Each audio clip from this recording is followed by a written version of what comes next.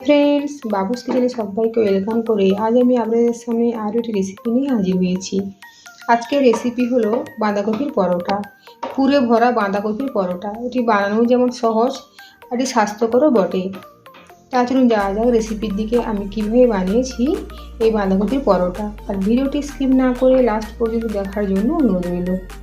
বাঁধাকপির পরোটা বানানোর জন্য আমি এখানে বাঁধাকপি একদম মিহিভাবে চপ করে নিয়েছি। এখানে হ্যান্ড চপারের সাহায্যে আমি চপ করে নিয়েছি। এখন এই বাঁধাকপির মধ্যে দেবো পরিমাণ মতো লবণ। ভালোভাবে হাত দিয়ে মেখে নেব। লবণ বাঁধাকপির মধ্যে খুব ভালোভাবে মেখে নিয়েছি। এখন 15 মিনিটের জন্য ঠিক এভাবেই রেখে দেবো। এখন আটাটা মেখে নেব। এখানে আমি বড় কাপের 2 কাপ আটা নিয়েছি। আটার মধ্যে দেবো পরিমাণ মতো লবণ। আপনারা চাইলে ময়দা দিয়ে বানাতে পারেন, তবে আটা দিয়ে বানালে একটু হেলদি হয়। আটা ময়দা মিশিয়েও বানাতে পারেন। এখন লবণ ভালোভাবে আটার সাথে মিশিয়ে নেব। পরিমাণ মতো জল দিয়ে একটা ডো বানিয়ে নেব।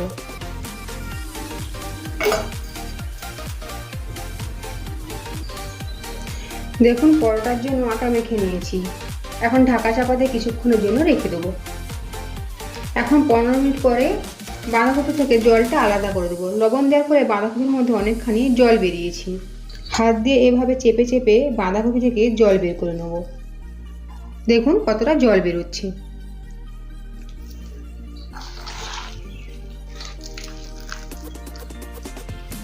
হাত দিয়ে চেপে চেপে খুব ভালোভাবে জলটা বের করে নিয়ে একটা বড় পাত্রের মধ্যে বাঁধাকপিটা নিয়ে নিচ্ছি। এখন এই জল ভরে নিয়ে বাঁধাকপির মধ্যে দেবো আদা, কাঁচা লঙ্কা আর পেঁয়াজ। আমি এটাকে হ্যান্ড চপারে চপ করে নিয়েছি। একটা বড় সাইজের পেঁয়াজ, 3-4টে কাঁচা লঙ্কা আর 1.5 ইঞ্চি আদা। ঝালটা আপনারা আপনাদের পছন্দ মতো বা স্বাদ মতো দিতে পারেন। সাথে দেবো গোলমরিচের গুঁড়ো, চাট মশলা। আপনাদের কাছে যদি আমচুর পাউডার থাকে তবে অবশ্যই চাট মশলার পরিবর্তে দিতে পারেন। দেবো একটা ভাজা মশলা। এই ভাজা মশলার মধ্যে রয়েছে গোটা ধনে, গোটা জিরা, শুকনো লঙ্কা।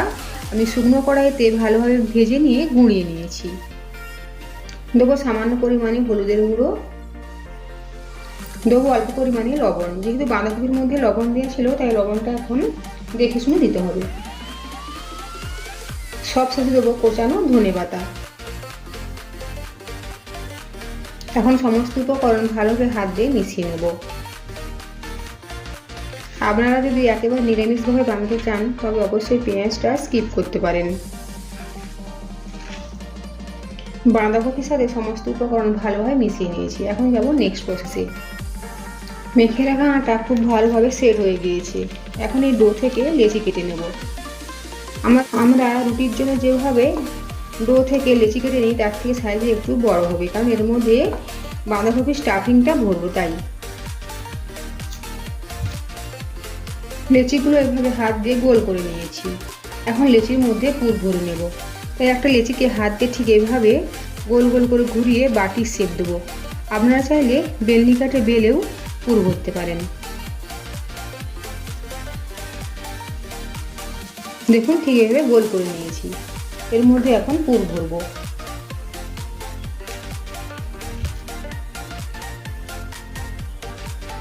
পুর যেন বেশি না হয় আবার কমও না হয়, সেদিকে খেয়াল রাখতে হবে। পুর বেশি হয়ে গেলে বেলার সময় ফেটে যেতে পারে, আর কম হলে খেতে ঠিক ভালো লাগবে না। তাই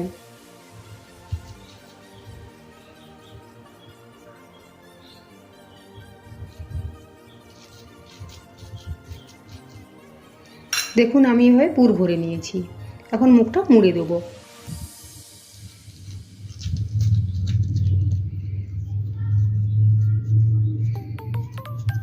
মুখটা খুব ভালোভাবে সিল করে নিয়েছি। এখন হাত দিয়ে আবার ঘুরিয়ে ঠিক এভাবে করে নিয়েছি। একইভাবে বাকি লেচিগুলোর মধ্যেও পুর ভরে নেব। সবকটা লেচির মধ্যে পুর ভরে নিয়েছি। এখন বেলে নেব। বেলনি চাকির মধ্যে সবার প্রথমে একটু আটা দেবো, তারপর লেচি দিয়েছি। হাত দিয়ে এখন কিছুটা চেপে দেবো। চেপে চেপে একটু বড় করে নেব। তবে বেশি চাপা যাবে না, ফেটে যেতে পারে, তাই হালকা হাতে চেপে দিতে হবে। বেলে নেব। বেলার সময়ও হালকা হাতে বেলে নিতে হবে।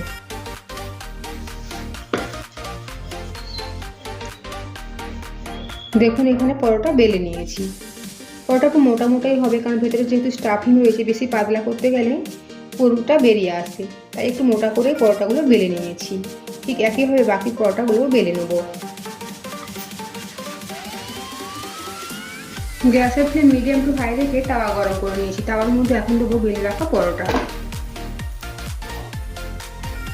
এই সময় গ্যাসের ফ্লেম মিডিয়াম টু হাই রেখে পরোটা প্রথমে সেঁকে নেব।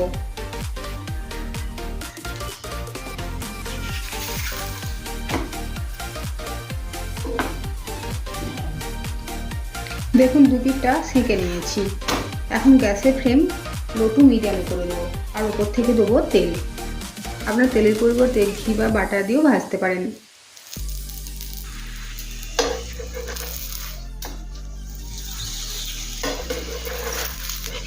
দু সাইডটা ভেজে নিয়েছি, এখন তুলে নেব। তার মধ্যে যে তেল রয়েছে ওটা টিস্যু পেপার দিয়ে মুছে নেব। একইভাবে গ্যাসের ফ্লেম মিডিয়াম টু হাই রেখে আরও একটা পরোটা তাওয়ার মধ্যে দিয়ে দেবো, আর এপিট ওপিট উল্টে পরোটা সেঁকে নেব। পরোটার দু পিঠটা সেঁকে নিয়েছি। আবারও গ্যাসের ফ্লেম কমিয়ে দেবো, ওপর থেকে দেবো তেল। গ্যাসের ফ্লেম কমিয়ে রেখে পরোটাটা ভেজে নেব।